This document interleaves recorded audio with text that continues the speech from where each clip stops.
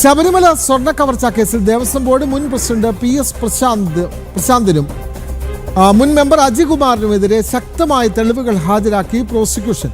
ഉണ്ണികൃഷ്ണൻ പോറ്റിയുമായി ഇരുവരും ബന്ധപ്പെട്ടതിന്റെ ഡിജിറ്റൽ രേഖകൾ ഹാജരാക്കി.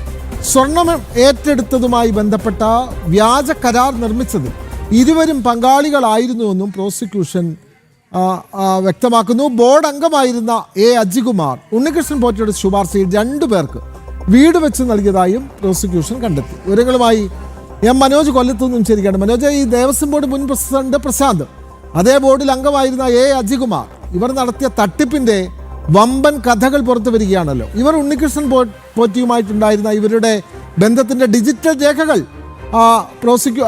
അന്വേഷണ സംഘത്തിൽ ലഭിച്ചിരിക്കുന്നു. അത് മാത്രമല്ല, അജികുമാർ ഈ ഉണ്ണികൃഷ്ണൻ പോറ്റിയുടെ ശുപാർശ പ്രകാരം 2 പേർക്ക് വീട് വെച്ച് നൽകുകയും ചെയ്തു. അതിനും പ്രത്യേക പണം കണ്ടെത്തി എന്നുള്ളതാണല്ലോ. കൂടുതൽ വിവരങ്ങൾ മനോജ്.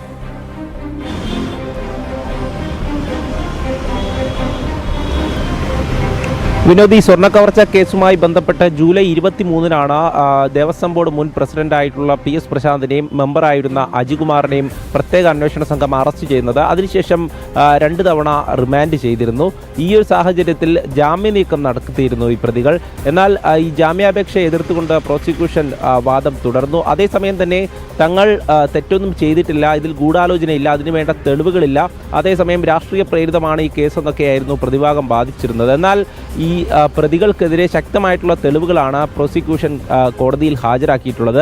അതിൽ പ്രത്യേക അന്വേഷണ സംഘം കണ്ടെത്തിയ പ്രധാനമായിട്ടുള്ള കാര്യം, ഈ സ്മാർട്ട് ക്രിയേഷൻസ് എന്ന് പറയുന്ന ചെന്നൈയിലെ കമ്പനിയിലേക്ക് ഉണ്ണികൃഷ്ണൻ പോറ്റിയുടെ കയ്യിൽ ഈ ദ്വാരപാലക ശില്പപാളികൾ സ്വർണം പൂശുവാൻ വേണ്ടി കൊടുത്തുവിടുന്നതുമായി ബന്ധപ്പെട്ട് കുറച്ചധികം സംഭവങ്ങൾ നടന്നു എന്നുള്ളതാണ്. അതായത് ഈ അനുമതി നൽകുന്നതിൽ തീരുമാനമെടുക്കുന്ന ദിവസം ഉണ്ണികൃഷ്ണൻ പോറ്റിയുമായി PS പ്രശാന്ത് അടക്കം ഫോണിൽ ബന്ധപ്പെട്ടിരുന്നു. അതേസമയം തന്നെ ബോർഡ് യോഗത്തിന് മുൻപാകെ ഇവർ വാട്സപ്പിലൂടെ സന്ദേശം കൈമാറിയിരുന്നു. അതോടൊപ്പം തന്നെ വിവിധ ഘട്ടങ്ങളിൽ, അതായത് നിർണായക ഘട്ടങ്ങളിൽ ഇവർ ഫോൺ വഴി ബന്ധപ്പെട്ടുകൊണ്ടേയിരുന്നു എന്നുള്ളതാണ് പ്രത്യേക അന്വേഷണ സംഘം കണ്ടെത്തിയത്. ഇതിൻ്റെ CDR അടക്കം കോടതിയിൽ ഹാജരാക്കിയിട്ടുണ്ട്.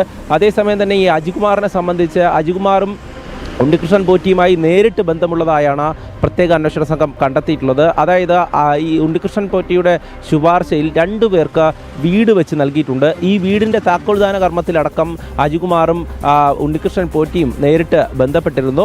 അതുപോലെ തന്നെ മറ്റ് കാര്യങ്ങൾ, അതായത് ഈ സ്വർണം പൂശുന്നതുമായി ബന്ധപ്പെട്ട 40 വർഷത്തെ വാറണ്ടിയാണ് ഉണ്ണികൃഷ്ണൻ പോറ്റിയുടെ പേരിൽ ഉണ്ടായിരുന്നത്. സാധാരണ ഈ ദേവസ്വം സ്വത്ത് സ്വകാര്യ വ്യക്തിയുടെ പേരിലേക്ക് അങ്ങനെ വാറണ്ടി നൽകാറില്ല. അതിൽ ദുരൂഹതയുണ്ട് എന്നുള്ളതാണ്. സ്വർണ്ണക്കൊള്ളയുമായി ബന്ധപ്പെട്ട് തിരുവിതാംകൂർ ദേവസ്വം ബോർഡ് മുൻ പ്രസിഡന്റ് പ്രശാന്ത്, അതേ ബോർഡിൽ അംഗമായിരുന്ന അജികുമാർ, ഇവർക്കെതിരെ കൂടുതൽ തെളിവുകൾ അന്വേഷണ സംഘം കണ്ടെത്തിയിരിക്കുന്നു എന്നുള്ള വിവരങ്ങളാണ് മനോജ് കൈമാറിയത്.